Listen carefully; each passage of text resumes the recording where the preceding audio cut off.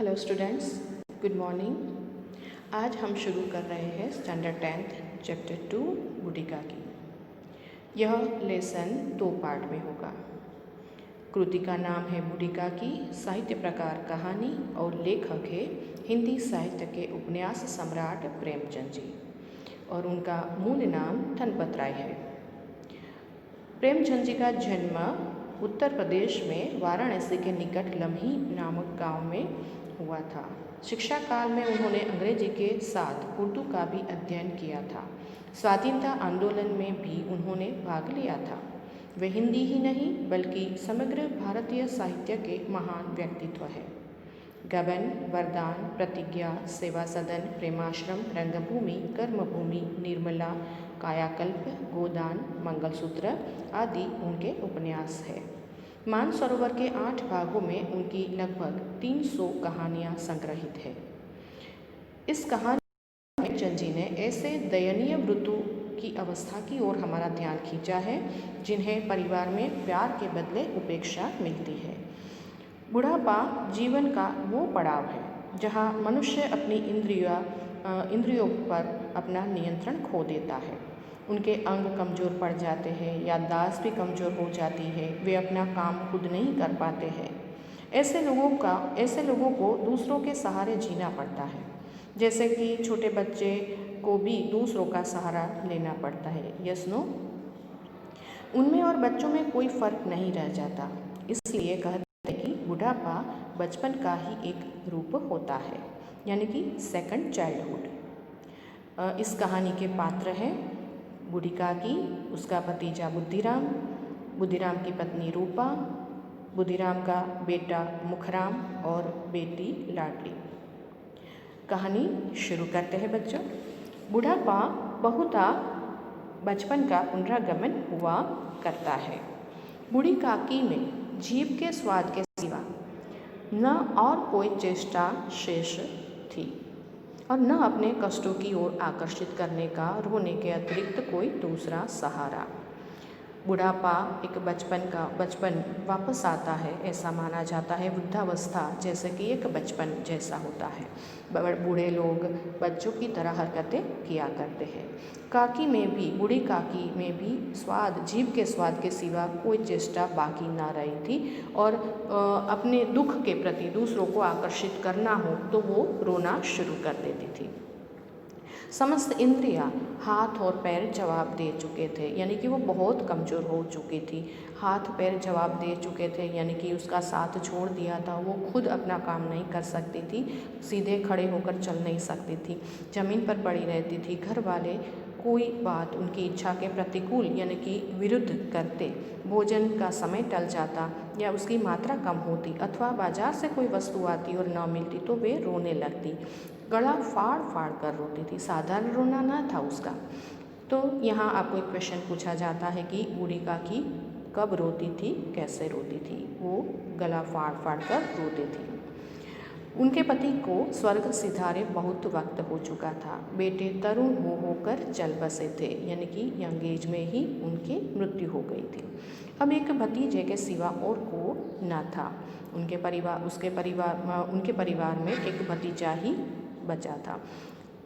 तो भतीजे के नाम उन्होंने अपनी सारी संपत्ति लिख दी।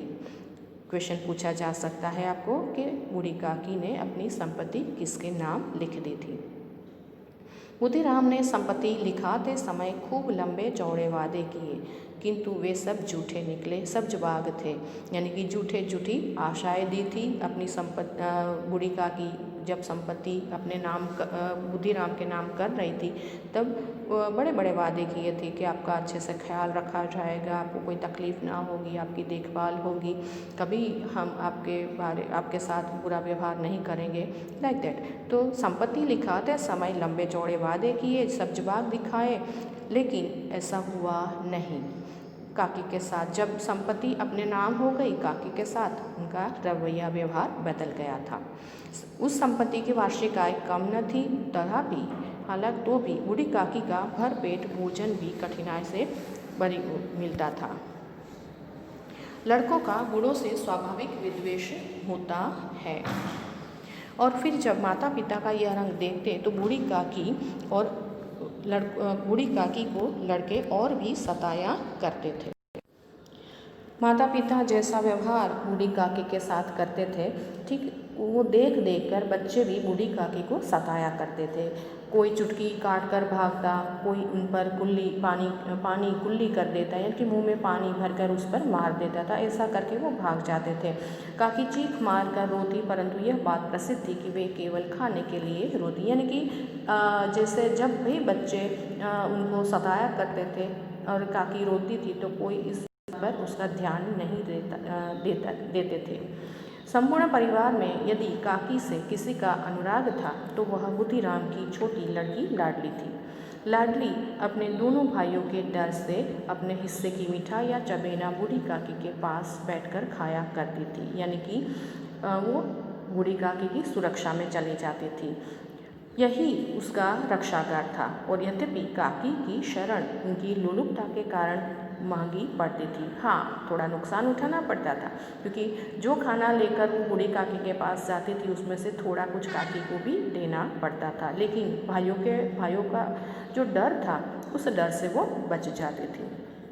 भाइयों के अन्याय की तुलना में कहीं सुलभ थी। इस स्वार्थानुकूलता ने, यानी कि इस स्वार्थ ने उन दोनों में सहानुभूति का आरोपण कर दिया था। दोनों के बीच जो एक लगाव था पैदा हो गया था, उसमें थोड़ा स्वार्थ छुपा था। लाडली को सुरक्षा मिल जाती थी और काकी को थोड़ा कुछ खाना। रात का समय था। बुद्धिराम के द्वार पर शहनाई बज रही थी, यानी कि घर में अच्छा प्रसंग था। आज बुद्धिराम के बड़े लड़के मुखराम का तिलक आया था। तिलक का प्रसंग था, अच्छा शुभ अवसर था। और उसी उत्सव पर कभी स्त्रियाँ गाने गा रही थी और रूपा मेहमानों के लिए भोजन के प्रबंध में व्यस्त थी। घर में प्रसंग था, मेहमानों को बुलाया था और मेहमानों की आगता स्वागता और उनके भोजन के प्रबंध में, यानी कि व्यवस्था में रूपा बहुत व्यस्त थी। भट्ठियों पर कड़ा चढ़े थे, एक में पूड़ियाँ कचौड़ियाँ निकल रही थी, एक बड़े पतीले में मसालेदार सब्जी पक रही थी। घी और मसालों की सुगंध चारों ओर फैली हुई थी। बड़ा भोज था, बहुत सारी चीज़ें बन रही थी और इसलिए घी और मसालों की सुगंध चारों ओर फैल गई थी। खाने की बात आए तो काकी का धैर्य टूट जाता था। बूढ़ी काकी अपनी कोठरी में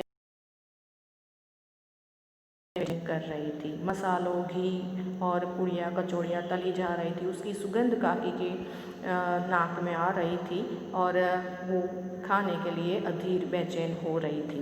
वे मन ही मन सोच रही थी, इतनी देर हो गई, कोई भोजन लेकर क्यों नहीं आया। मालूम होता है सब लोग भोजन कर चुके हैं। यह सोचकर उन्हें रोना आया। रोना तो आता है लेकिन वो रोती नहीं है, ये सोचकर कि घर में अच्छा प्रसंग है, शुभ प्रसंग है और शुभ प्रसंग पर रोना अच्छी बात नहीं मानी जाती है, अब शकुन होता है। तो इस डर से वे न रो सकी। ये लाइन ध्यान में रखें कि बूढ़ी काकी किस डर से ना रोई। बूढ़ी काकी की कल्पना में पूड़ियों की तस्वीर नाचने लगी। ये लाइन भी जरूर ध्यान में रखें, किसकी तस्वीर नाचने लगी। खूब लाल लाल कल्पना कर रही है कि पूड़ियाँ कैसी होगी, कचौड़ियाँ कैसी होगी। खूब लाल लाल फुली फुली नरम नरम होंगी। कचौड़ियों में भी अजवाइन और इलायची की महक आ रही होगी। एक पूड़ी मिलती तो जरा हाथ लेकर देखती, मन हो गया उसको खाने के लिए। क्यों न चलकर कढ़ा के सामने ही बैठूं। एक बड़ा बर्तन जिसमें से पूड़ियाँ और कचौड़ियाँ तली जाती है तो वो बर्तन को कढ़ा बोलते हैं। इस प्रकार निर्णय करके बूढ़ी काकी उकड़ू बैठकर हाथों के बल सरकती हुई बड़ी कठिनाई से चौखट से उतरी और धीरे धीरे रेंगती हुई कढ़ा के पास आ बैठी। काकी को धैर्य नहीं रहता है, अब तक किसी ने बुलाया नहीं, वो देखना चाहती है, सुगंध उसको बेचैन कर रही है और इसलिए वहाँ जाकर बैठने का निर्णय करती है। और वो खुद अपने पैरों के सहारे नहीं चल सकती थी, इसलिए रेंगती हुई घिसटती हुई उकड़ू बैठकर वहाँ से निकली अपनी कोठरी से और रसोई घर तक वो आ पहुँची और कढ़ा के सामने बैठ गई। बुद्धिराम की पत्नी रूपा उस समय कार्यभार से परेशान हो रही थी। पूरा कार्यभार का बोझ उस पर था। कभी इस कमरे में जाती, कभी उस कमरे में, कभी कढ़ा के पास आती, कभी भंडार में जाती, इधर दौड़ा दौड़ भाग दौड़ कर रही थी। स्वाभाविक है, इतनी भाग दौड़ की वजह से थकान भी होती है। तो दौड़ते दौड़ते व्याकुल हो रही थी, झुंझलाती थी, उड़ती थी, यानी कि मन ही मन दुख होता था और दुख की वजह से थोड़ी थकान, दुख की वजह से उसको गुस्सा भी आता था, परंतु क्रोध प्रकट करने का अवसर न पाती थी। इस अवस्था में ऐसे में उसने बूढ़ी काकी को देख लिया। बूढ़ी काकी कड़ाह के पास बैठी तो वो जल उठी, उसका क्रोध उबल पड़ा और बूढ़ी काकी के ऊपर सारा गुस्सा निकाल दिया और बूढ़ी काकी को झटक कर हाथों से झटक कर बोली, ऐसे पेट में आग लगे, पेट है या भाड़? कोठरी में बैठते हुए क्या दम घुटता था? अभी मेहमानों ने नहीं खाया, भगवान को भोग नहीं लगा, तब तक धैर्य न हो सका? जो बात उसने कही वो सही थी। अच्छा प्रसंग जब भी घर में होता है तो पहले भगवान को भोग लगता है और मेहमान को हम बुलाते हैं तो मेहमान को पहले खिलाया जाता है और बाद में यजमान खाता है, यानी कि घर वाले बाद में भोजन करते हैं। तो बात तो सच कह रही थी, लेकिन तरीका था वो गलत था।